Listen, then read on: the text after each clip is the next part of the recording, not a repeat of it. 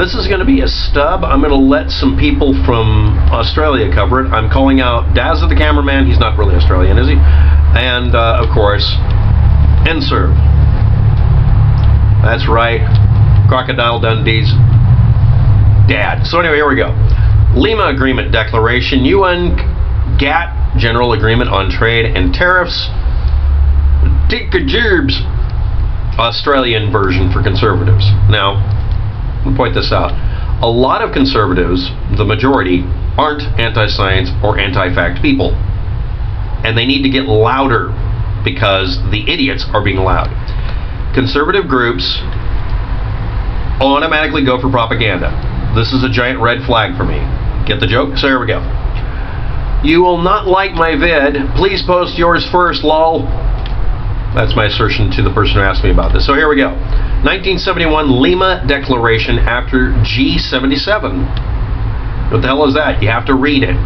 1971. Before that, G77 was established in 60-something. This is a long time ago. Next. 1975. 24 pages out of that are labeled the Lima Declaration and Plan of Action on Industrial Development and Cooperation. 1975, UN proposal asking people to agree to something. And that always just keeps going. Nobody ever just says, screw you, UN, we're sovereign country, we don't care. 2014, United Nations Climate Change Conference of 200 nations and an agreement to reduce fossil fuel emissions that cause global warming. Like, we totally have it binding. These are non-binding agreements. Even the Kyoto Protocol is something you can just retract. But no, it's the UN making everybody do something. 2015 Lima Accord, a multilateral agreement among Latin American and Caribbean nations that are responsible for the accreditation of undergraduate engineering programs. Calling something the Lima Agreement or Declaration or Treaty is stupid because an ass ton of agreements, treaties, and declarations done in Lima, Peru, because Lima, Peru is treated as a pseudo, it's like Switzerland. It's a pseudo unrelated country. They're neutral on a lot of this stuff. They don't care. This is the neutral corner for Central America, I guess.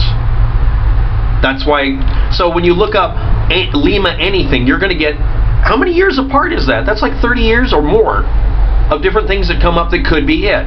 No one's specifying the year, month, day, or time span. Some of these were for 2 months, things were hammered out. And again, almost all of it involving the UN, if you're not aware of it, is non-binding. We don't have to do a damn thing. And the United States and Australia and other countries regularly just ignore these agreements because there's no punishment. You can just ignore it.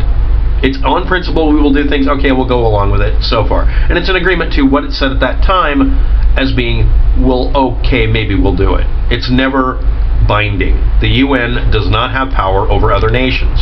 Other nations grouping together under the UN can start a friggin' war, but you have to get a bunch of countries to do it. At that point, it's the United States and Kazakhstan attacking somebody or something. It's not the UN. Even if they put up UN little thingies on their head, on the back of their hand and all that kind of crap, that doesn't change anything. It's still a couple of countries attacking other countries, just like always. Engineering programs listing. Seriously. Yes, that is literally an international agreement. It's between different countries. International doesn't mean the United States. Selected extracts of these agreements, whichever one, they don't note it until the very end, prove the redistribution of world industry so developing countries get 25% of the industrial developments. Developing countries already have a high percentage of development money heading to them because they have low wages. So lots of people are industrializing them, whether there was an agreement or not. So this is a bullshit point. I'll get to the end of the video where I'm very apologetic. But let's get this hammered out WAPTEC style. Every state has an inalienable right to exercise freely its sovereignty and permanent control over its natural resources. That's actually in the one that was cited. That's something they cited. How does that sound like you're being violated by being probed by the aliens from the UN? Terrestrial and marine, over all economic activity for exploitation of these resources in a manner appropriate to its circumstances, including nationalization, and in accordance with its laws and expansions of its rights, and no state shall be subjected to any form of economic, political, or other coercion which impedes the full and free exercise of that inalienable right. Well, these bastards saying that every country has a sovereign right to control what happens within its borders. Yeah, that's literally part of it. If that wasn't in there, nobody would sign shit. What else is in there? The right and duty of all states, individually or collectively, to eliminate colonialism, apartheid, racial discrimination, neocolonialism, occupation, and all forms of foreign aggression and dominion, and the economic and social consequences thereof as a prerequisite for development. States which practice such policies are responsible to the countries that practice that above setup are therefore considered responsible to the countries and territories and peoples affected by for restitution, for full compensation for the exploitation, depletion of, and damage to the natural and other resources of these countries, territories, and peoples.